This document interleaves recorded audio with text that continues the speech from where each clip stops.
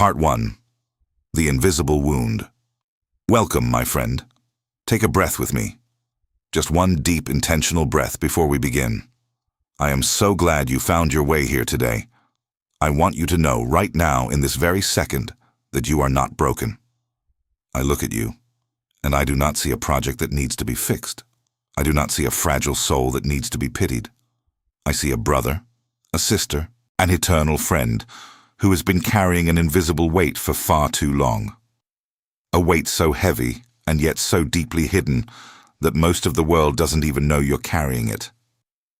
Sometimes you might even forget it's there until you find yourself lying awake at 3:00 a.m., feeling that familiar hollow ache in your chest. Today, we are going to look at that ache. We are going to look at it not with fear, and certainly not with shame, but with the quiet, noble courage that I know resides within you. We are going to explore the profound wisdom of a man named Dr. Gabor Maté, a physician and a healer, who has looked into the darkest corners of human suffering and brought back a quiet, revolutionary light. We are going to talk about trauma, but before we take this journey inward, I want to extend a simple invitation. If you feel a resonance here, if you feel that quiet stirring in your chest that says, yes, this speaks to my condition, I invite you to like this video and subscribe to the channel. I do not ask this as a creator seeking a transaction. I ask this as a fellow traveler, inviting you into a fellowship.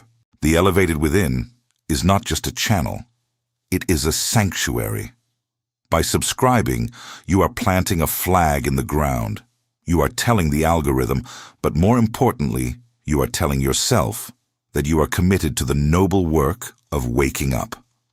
You are joining a community of mindful seekers who refuse to sleepwalk through this brief, beautiful life. So, join us. Walk with us. We are stronger together. Let us begin by tearing down the walls of a profound misunderstanding. When you hear the word trauma, what flashes in your mind? Society has taught us to reserve this word for the catastrophic.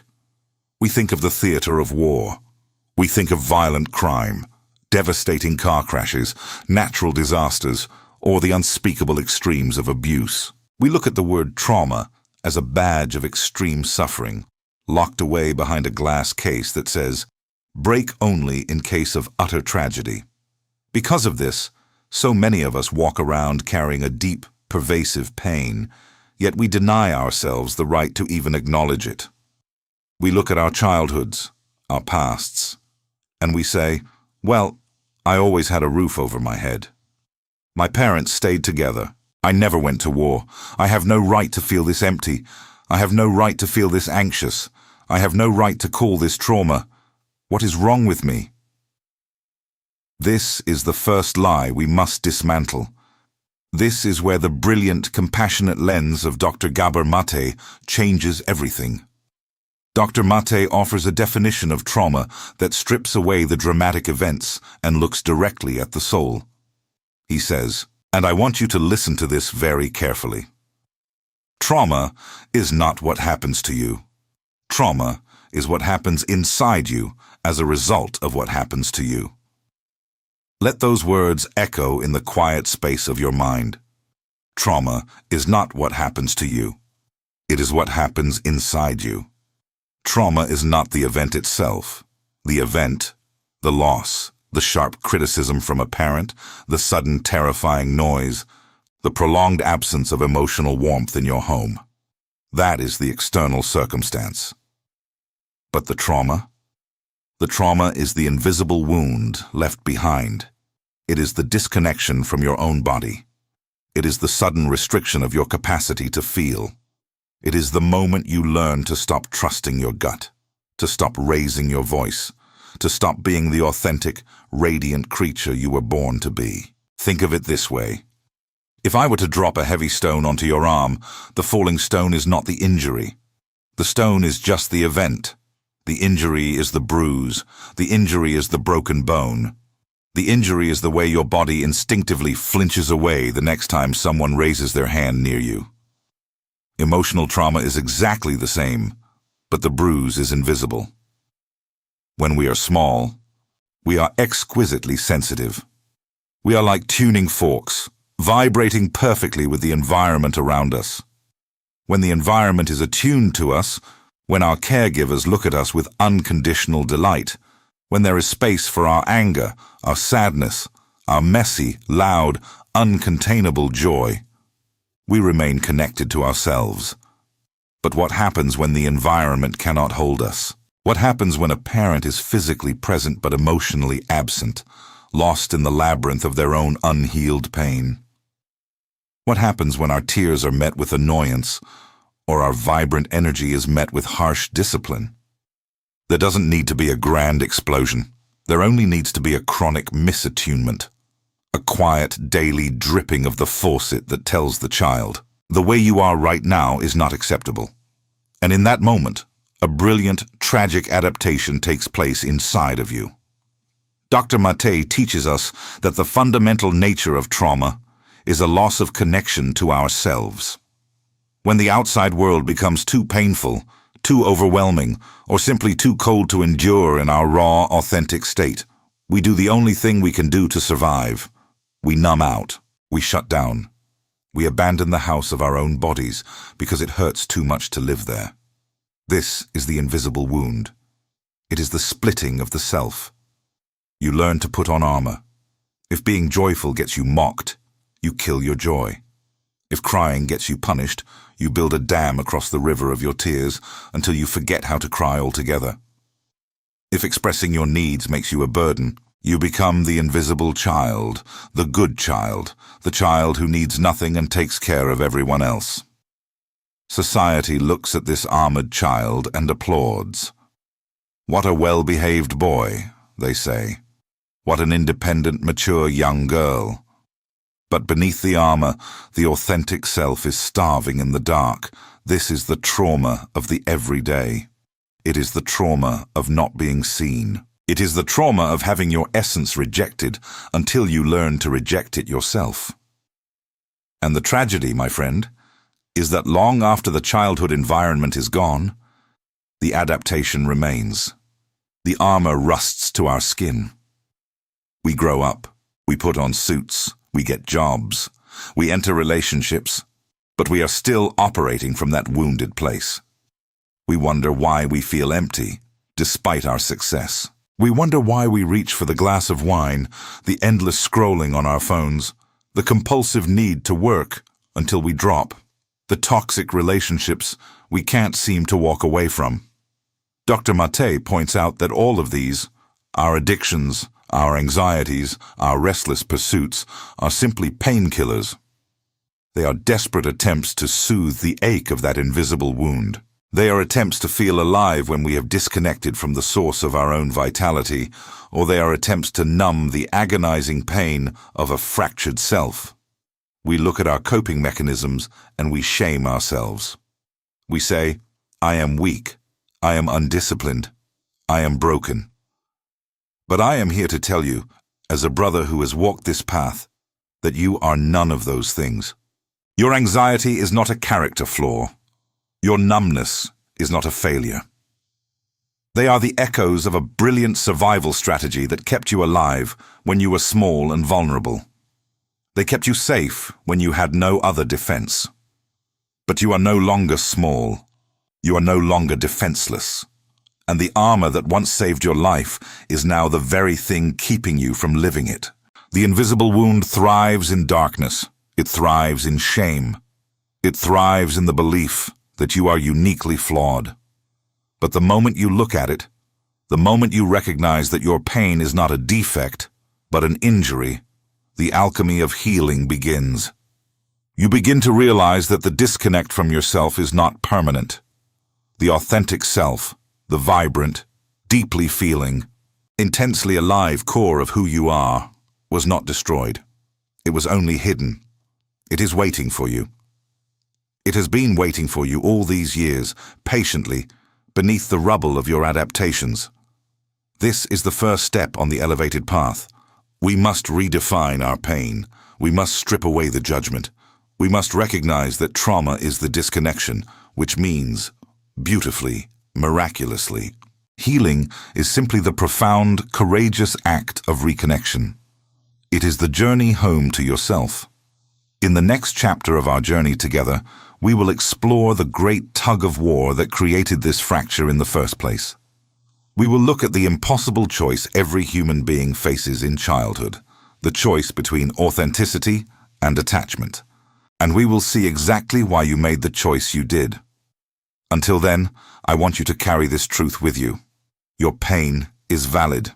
Your survival was brilliant. And your capacity to heal is boundless. Take a breath, my friend. You are safe here. Part 2. The Great Tug-of-War. Take a slow, deep breath with me. Allow your shoulders to drop. Let the tension in your jaw soften. You have made it here, to this quiet space, and that alone is an act of quiet rebellion in a world that constantly demands your distraction. Earlier, we uncovered the truth about the invisible wound. We learned from the wisdom of Dr. Gabor Maté that trauma is not the terrible thing that happened to you, but rather what happened inside of you as a result. We talked about that profound disconnection from the self. Today, we are going to look at exactly how and why that disconnection occurred. We are going to explore what I call the great tug-of-war. I want you to imagine a child. Perhaps it is you, many years ago. Look at this child, not as a memory, but as a living, breathing reality, existing somewhere deep within the architecture of your mind. Dr. Maté teaches us that every human being is born with two fundamental, non-negotiable biological needs. These are not mere desires. They are not luxuries. They are imperatives woven into our very DNA, essential for our survival on this planet. The first of these needs is attachment. Unlike a horse that can stand and run within hours of being born, or a sea turtle that hatches and instinctively navigates to the ocean, human beings are born incredibly premature. We are profoundly vulnerable. For years of our early lives, we are completely incapable of feeding ourselves, sheltering ourselves, or protecting ourselves from danger. Our survival depends entirely on our ability to maintain proximity to our caregivers. Attachment is the invisible, magnetic force that binds a child to its parent. It is the drive to connect, to be loved, to be held, to be seen, and to be cared for. Without attachment, a human infant simply perishes. So, nature, in its infinite wisdom, hardwired us to seek attachment above all else. To a child, the loss of attachment is not just sad, it is interpreted by the nervous system as literal death. If mother or father pulls away, if they are angry, if they withdraw their love, the child's brain registers a life-threatening emergency. But there is a second fundamental need, equally ancient and equally vital. That need is authenticity. When we hear the word authenticity today, we often think of it as a modern buzzword. We think of it as finding our personal style or expressing our unique hobbies. But in the context of human biology and Dr. Maté's teachings, authenticity is something much deeper and far more primitive. Authenticity is the ability to know what you feel, to trust your gut instincts, and to act in accordance with them. Think of an animal in the wild. If a deer feels a sudden spike of fear, it does not second-guess itself. It does not wonder if it is overreacting. It does not worry about offending the wolf. It trusts its authentic feeling of fear, and it runs. Its authenticity is its survival mechanism. For human beings, authenticity means being in touch with our bodies. It means knowing when we are hungry, when we are tired, when we are angry, and when we are joyful. It means feeling the truth of our internal state and being able to express it. A baby is perfectly authentic. When a baby is uncomfortable, it cries loudly without apology. When it is happy, it beams. It does not mold its emotions to suit the room. It is entirely, unapologetically itself. Now, we arrive at the tragedy. We arrive at the crossroads where so much of our human suffering begins. In a perfect world, A child would never have to choose between these two needs. In an ideal environment, caregivers are perfectly attuned. They can handle the child's anger without withdrawing their love. They can hold space for the child's sadness without becoming overwhelmed themselves. In this perfect scenario, the child learns, I can be exactly who I am, and I will still be loved. I can be authentic, and I will maintain my attachment. But, my friend, we do not live in a perfect world. We live in a world populated by adults who are carrying their own unhealed, invisible wounds. What happens when the child's need for authenticity collides with the parent's inability to handle it? Imagine a 2-year-old having a tantrum. The child is feeling an overwhelming, authentic emotion of frustration. But the parent, perhaps stressed, exhausted, or carrying the trauma of their own harsh upbringing, cannot tolerate this display of anger. The parent yells. Or worse, the parent withdraws, sending the child to their room, giving them the silent treatment, or looking at them with eyes full of cold disappointment. The child is suddenly thrown into the most terrifying dilemma the human nervous system can experience. The great tug-of-war has begun. On one side is the need to express their authentic self, their anger, their tears, their loud, messy needs. On the other side is the absolute life-or-death necessity of keeping the parent's love and attachment. If I am authentic, my parent withdraws. If my parent withdraws, I am abandoned. If I am abandoned, I die. Faced with this impossible, agonizing choice, what do you think the child will do? What did you do? The answer is always the same. Without fail, 100% of the time, the child will sacrifice authenticity to secure attachment. You cannot help it. It is your survival instinct taking the wheel. You learn, very quickly, to suppress the parts of yourself that threaten the bond with your caregivers. If your anger makes your mother withdraw, you learn to swallow your anger until you no longer even feel it. If your exuberant joy makes your father irritable, you learn to shrink yourself, to become quiet, to dim your own light. If your tears are met with the words, "Stop crying or I'll give you something to cry about," you build an iron fortress around your sadness. You cut off pieces of your own soul and offer them up on the altar of attachment. You become the good boy. You become the easy girl. You become the caretaker, the peacekeeper, the invisible child, the overachiever. You learn to read the room the moment you walk into it, scanning the emotional weather of the adults around you so you can instantly mold yourself into whatever shape will keep them calm and keep you safe. And society looks at this tragic sacrifice and applauds. This is what Dr. Maté calls the myth of normal.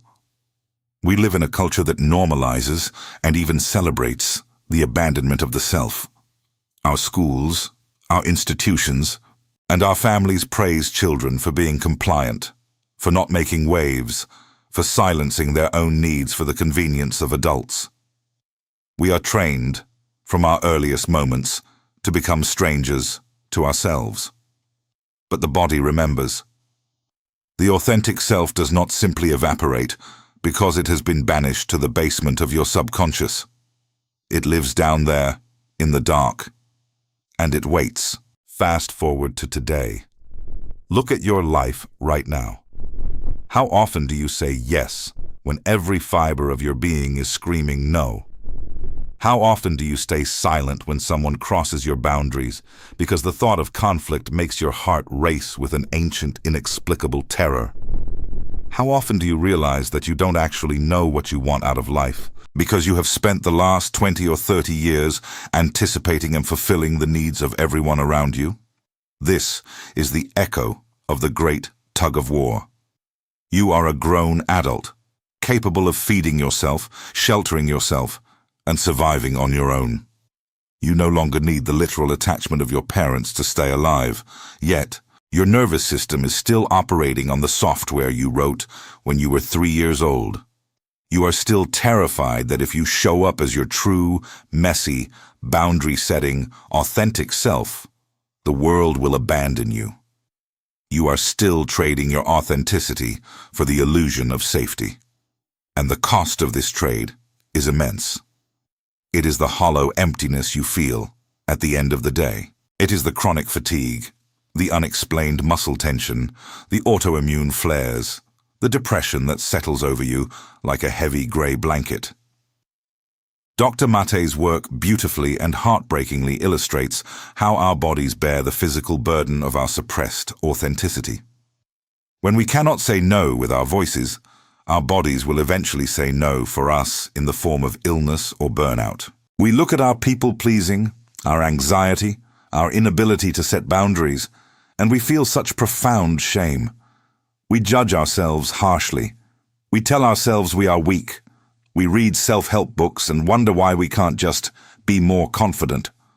But listen to me, my friend. Listen to your brother. I need you to take that shame, look at it, and gently set it down. It does not belong to you anymore. You are not weak.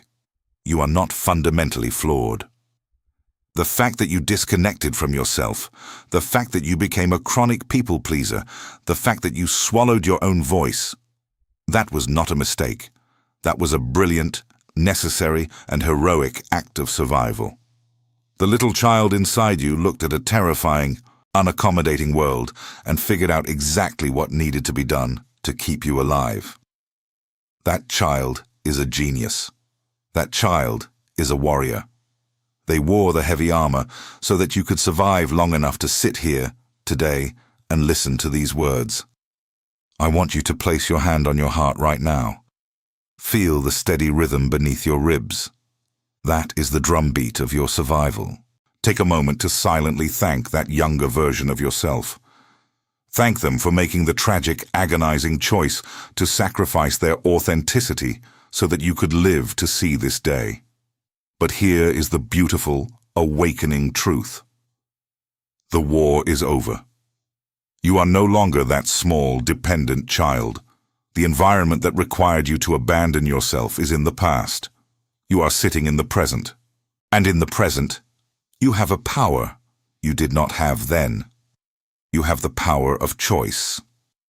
You no longer have to choose between attachment and authenticity. As an adult, you can survive without the approval of those who demand you shrink yourself.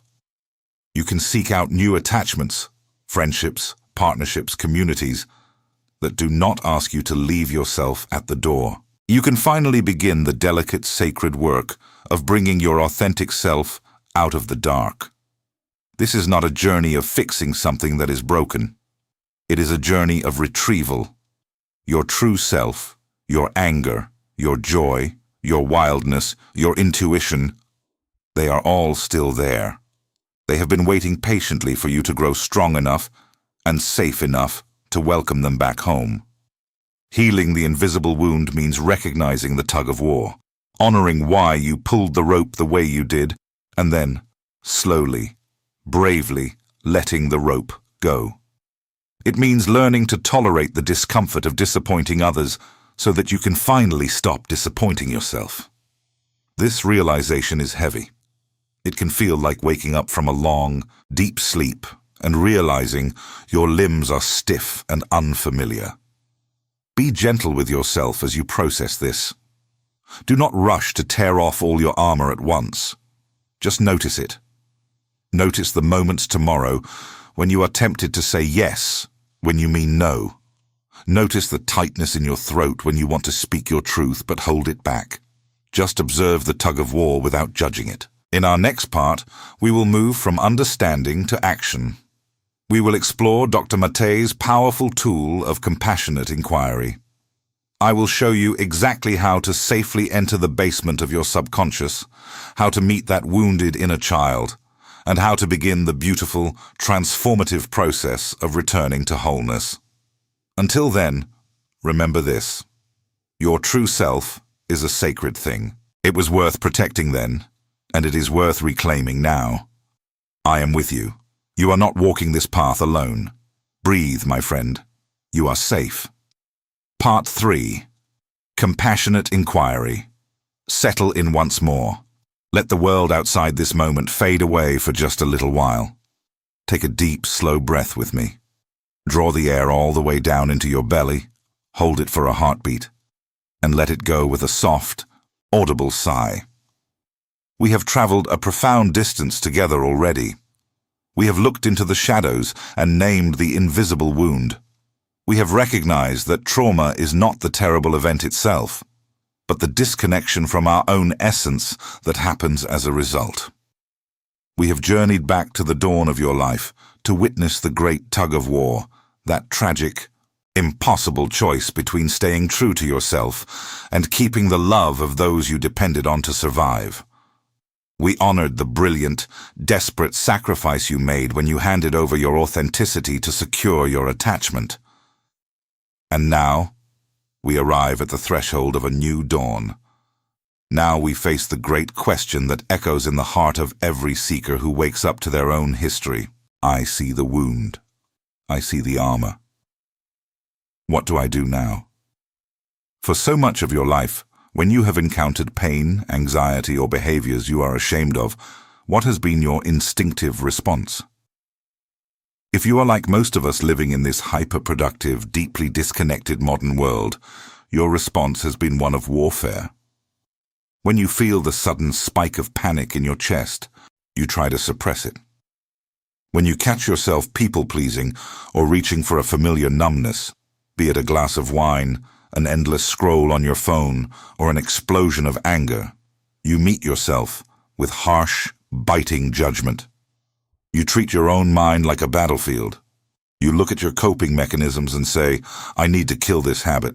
I need to fix this broken part of me. I need to conquer my anxiety. We treat ourselves as problems to be solved, projects to be managed, enemies to be subdued. But my brother, my sister, I want you to lean in and listen to a fundamental truth of the human spirit. You cannot heal what you hate. You cannot wage war on your own mind and expect to find peace. This brings us to the quiet revolution at the heart of Dr. Gabor Maté's teachings. It is a profound, life-altering practice he calls compassionate inquiry. Let us take those two words and hold them up to the light. Compassion is a word we throw around easily, but true compassion is a fierce and radical act. It is not pity. Pity looks down from above. Pity says, "Oh, you poor broken thing." Compassion stands beside. Compassion sits in the dirt with you. To turn compassion inward means to look at your deepest, most shameful wounds, your ugliest reactions, your most stubborn addictions, and to say, I see the suffering that birthed you, and I refuse to judge you anymore. Inquiry is the act of supreme, gentle curiosity. It is the willingness to ask questions without demanding immediate answers. It is dropping the agenda to fix yourself and replacing it with a burning, open-hearted desire to simply understand yourself. Dr. Maté frequently reminds us of a pivotal shift in perspective. We must stop asking why the addiction, or why the anxiety, or why the self-sabotage, and begin asking why the pain. Compassionate inquiry is the vehicle that takes us to the answer. It is the path back inside the house of your own body. But how do we walk this path? How do we actually do this when the storm of an emotional trigger hits? The first step is to recognize the ultimate deception of the mind. When you are triggered, when your boss sends a terse email, when your partner uses a certain tone of voice, when someone cuts you off in traffic, your mind instantly spins a narrative. It creates a story about how you are being disrespected, how you are in danger, how you are going to be abandoned, or how you are a failure. The mind races into the future with catastrophic predictions or digs into the past for evidence of your unworthiness. The mind is a brilliant storyteller, but in moments of trauma response, it is a terrible historian. It will lie to you. It will convince you that the danger of the past is happening right now in the present. So, we must bypass the mind. We must return to the only place where truth resides in the present moment, the physical body. The body holds the score. The body is the faithful keeper of all your unspoken truths. When that trigger hits, I want you to stop listening to the loud, frantic voice in your head, and instead, drop your awareness down into the physical sensations of your body. What does the trigger actually feel like? Is it a sudden, suffocating tightness in your throat? Is it a cold, heavy stone sitting in the pit of your stomach? Is it a fluttering electric panic trapped behind your ribs? Is it an intense heat flushing the back of your neck? Find the sensation, locate it, map its geography in your body. And now comes the hardest, most courageous part of the practice. Your instinct, honed over decades of survival, will be to run away from that sensation. You will want to reach for a distraction. You will want to dissociate. You will want to push the feeling down and lock the door. I am asking you, as a friend walking beside you, to do the exact opposite. Do not run. Stay. Turn toward the sensation. Draw close to it. Welcome it. Imagine that the tightness in your chest or the knot in your stomach is not an enemy trying to destroy you, but a small, terrified child who has been locked in a dark room for 20 years. This child is the version of you that endured the original tug-of-war. This child is the one who sacrificed their authenticity. And right now, something in the present moment has reminded this child of that ancient, life-threatening danger. And they are banging on the door of your chest, crying out for help. Would you yell at a terrified child? Would you tell them they are stupid for being afraid? Would you shove them away and tell them to be quiet because they are inconveniencing you? No. If you saw a child in that kind of pain, your heart would break open. You would kneel down. You would lower your voice. You would offer them your presence. This is the essence of compassionate inquiry. You become the wise, older sibling to your own pain. You bring your adult, conscious presence to the wounded parts of yourself. When you feel that tightness in your throat, you do not try to stretch it away. You do not try to breathe it out of existence. You sit with it. You place your hand over the physical location of the pain. You breathe into it, not to make it disappear, but to create space around it. You silently speak to it. You say, I feel you. I know you are terrified right now. I know you think we are back there in the past and that we are going to be abandoned. But I am here. I am the adult now. I am not leaving you. We are safe. You hold space for the invisible wound. As you sit in this space of radical, non-judgmental curiosity, something miraculous begins to happen. When a physical sensation of trauma is finally met with presence instead of resistance, it begins to shift. It is like an ice cube held in a warm hand. You do not have to smash the ice. The warmth of your attention simply melts it. As you hold space for the sensation, the inquiry naturally deepens. You can begin to ask the pain gently, what are you trying to protect me from? Perhaps the intense anxiety that always flares up before you speak your mind will reveal its secret. It will whisper, I am making your heart race so you will stay quiet. Because when you were 6 years old, speaking up made your father furious, and we cannot survive his fury.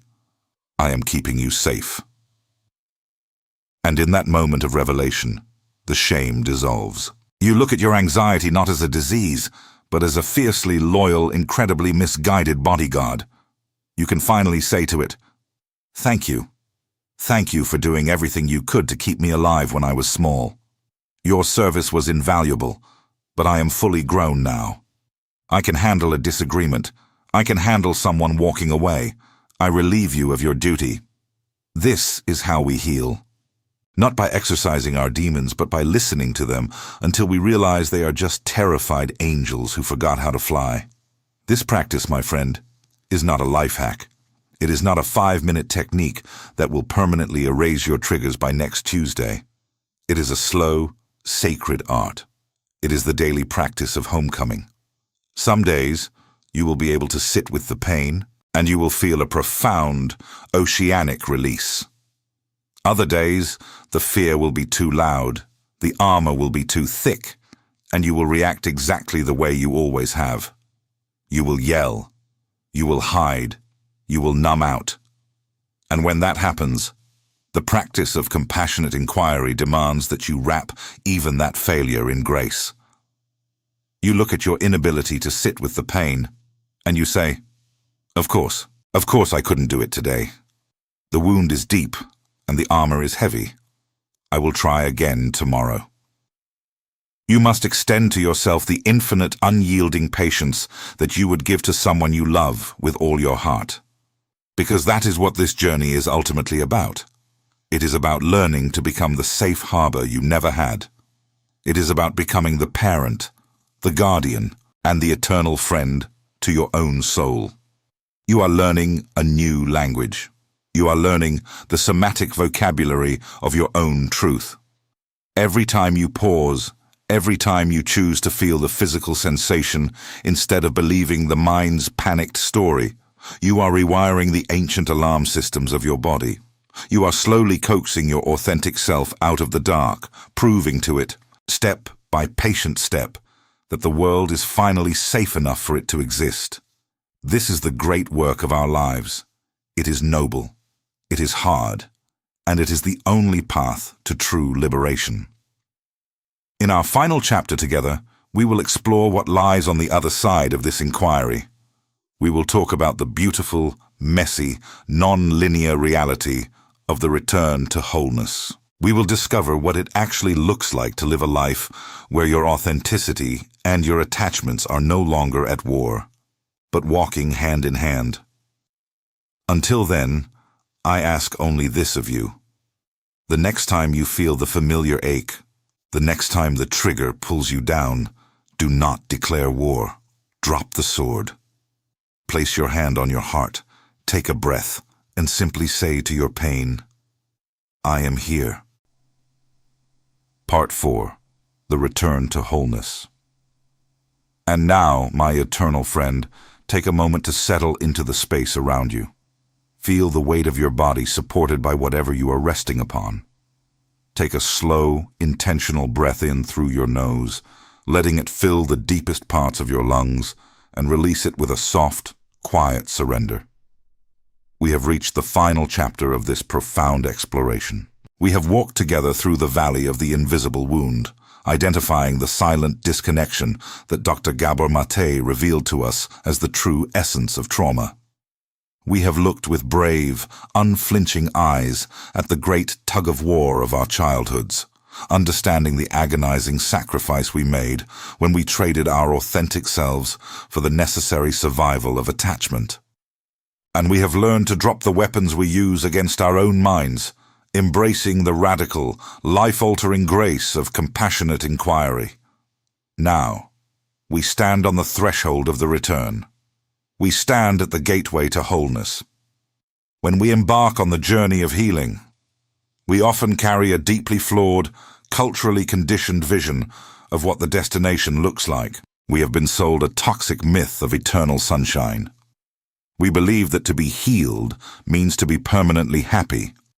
We imagine a mythical finish line where we cross a ribbon, the confetti falls, and we never again feel anxiety, never again experience a trigger, never again lose our temper, and never again feel the cold grip of sadness. We look at healing as an eradication project. We think we are supposed to carve out the messy, painful parts of ourselves and throw them into the fire, leaving only a shiny, perfectly polished, unbreakable version of who we are. If this is your definition of healing, I want to gently tell you that you are setting yourself up for a lifetime of perceived failure. Dr. Maté reminds us to look at the very root of the word, healing. It originates from the Old English word heilan, which means to make whole. Healing is not about subtraction. It is not about cutting pieces of yourself away. Healing is about profound, courageous addition. It is the sacred alchemy of integration. It is the journey of retrieving the shattered, exiled fragments of your soul and bringing them back into the light of your conscious presence. To be whole does not mean to be unbroken. It means to hold the brokenness with so much love, so much fierce compassion, that the cracks themselves become the channels through which your deepest light can shine. Think of the ancient Japanese art of kintsugi, where broken pottery is repaired using lacquer mixed with powdered gold. The philosophy is not to hide the damage, but to illuminate the repair, understanding that the piece is more beautiful, more resilient, and more valuable precisely because it has been broken and brought back together. Your psyche, your spirit, your body, they are the pottery. The trauma was the breaking. And compassionate inquiry, the gentle, relentless return to your own authentic truth, is the gold. What does this return to wholeness actually look like in the messy, beautiful reality of your everyday life? First, it looks like a fundamental shift in how you relate to your own internal weather. When you are whole, the storms still come. You will still feel the sharp sting of rejection. You will still feel the heavy, familiar fog of grief. You will still have days where anxiety hums in your chest. The difference is that you no longer go to war with the storm. You no longer let the storm convince you that the sky is falling. When a trigger arises, you do not abandon yourself. You remember the small, terrified child inside, and instead of locking them in the basement of your subconscious, you sit with them. You say, "I see you. I feel this fear. It is allowed to be here." You realize that you are not the storm. You are the vast, expansive sky that holds the storm. The sky is never damaged by the clouds that pass through it. Wholeness also requires us to face a very specific, quiet grief. This is something rarely spoken about in the modern self-help world, but as your brother, I must prepare you for it. As you begin to reclaim your authenticity, as you begin to say no when you mean no, and yes only when your soul sings it, you will have to grieve. You will grieve for the years you spent in the armor. You will look back at your 20s, your 30s, or your 40s, and you will feel a profound sorrow for the amount of energy you expended trying to keep everyone else comfortable while you were slowly starving to death inside. Let that grief flow. It is holy water. It is the baptism of your new life, and you will also have to grieve the shifting of your external world. Remember the great tug-of-war? You spent your life building relationships, careers, and environments that accommodated your suppressed self. You surrounded yourself with people who benefited from your lack of boundaries. You found attachments that required you to be small, to be quiet, to be the eternal caregiver. When you stop playing that role, the system will rebel. When you introduce your authentic self to the world, some people will not applaud. Some people will be confused. Some will be angry. They will say you have changed. They will say you have become selfish. And in a way they are right. You have changed. You are finally prioritizing the survival of your soul over the comfort of their expectations. Some of these relationships will not survive your healing. Some attachments will fall away because they were never built on a foundation of true connection. They were built on a foundation of mutual trauma and codependency. Letting them go will be terrifying. It will trigger that ancient, primal fear that if you are authentic, you will be abandoned and left to die in the wilderness. But you are not a helpless infant anymore. You are a sovereign adult. You can survive the discomfort of someone else's disappointment. And here is the majestic reward for enduring that temporary wilderness. As you clear out the relationships that require your subjugation, you create a beautiful magnetic void. And into that void, new things will come. You will begin to attract people, opportunities, and communities that do not ask you to leave a single piece of yourself at the door. You will find attachments that are not at war with your authenticity. You will find friends who love the loud, messy, opinionated, deeply feeling version of you. You will discover that true belonging never asks you to betray yourself. The return to wholeness is not a grand, cinematic climax. It is built in the quiet, microscopic, seemingly mundane moments of your daily life. It is the moment you pause for 3 seconds before answering a request, checking in with your body to see if it feels like a heavy no or a light yes, and then having the quiet courage to speak the truth. It is the moment you look in the mirror, see the lines of exhaustion around your eyes, and instead of criticizing yourself for not working harder, you draw a hot bath and offer yourself radical rest. It is the moment you catch yourself spiraling into the old narrative of unworthiness, and you gently interrupt the thought, placing a hand on your heart and saying, "We don't speak to ourselves that way anymore." It is the slow, deliberate unclenching of your jaw. It is the dropping of your shoulders. It is the choice to inhabit the house of your body, even when it feels drafty and unfamiliar, because you know it is the only true home you will ever have. Dr. Maté's wisdom ultimately points us to a breathtaking realization. The essence of who you are was never destroyed by your trauma. Your capacity for radiant joy, your deep intuition, your wild, unbridled creativity, your profound capacity to love and be loved, none of it was burned to ashes. It was only buried. It was placed in a protective vault so that it could survive the winter of your early life. Spring has come, my friend. The ice is melting. It is time to open the vault. It takes immense courage to walk this path. It is the hardest work you will ever do. But I look at you, and I see a spirit that is more than capable. I see a warrior of the heart who is ready to put down the sword, take off the heavy, rusted armor, and step fully into the light of their own existence. You do not need to be fixed. You only need to be found. And the one who is looking for you, the one who will finally rescue you, is you. As we bring this journey to a close, I want to thank you. Thank you for your time, your presence, and your willingness to look into the shadows with me. If this series has moved something within you, if it has offered you a lantern in the dark, I ask you to like this video and subscribe to the channel. But I also ask for something more. I ask you to leave a comment below. I want you to claim your space. Share one thing you are committing to bringing out of the dark. Share one boundary you are setting, or one piece of your authentic self you are calling back home. Let the comment section become a living testament, a beautiful tapestry of our shared humanity and our collective return to wholeness. By writing it down, you anchor it in reality. You tell the world, and you tell yourself, that your healing has begun. You are whole. You are deeply worthy of your own love. And you are never ever walking this path alone. Take one last deep breath with me. Hold it. Honor the life moving through you. And let it go. Go in peace, my friend. I will be right here waiting for you in our next exploration.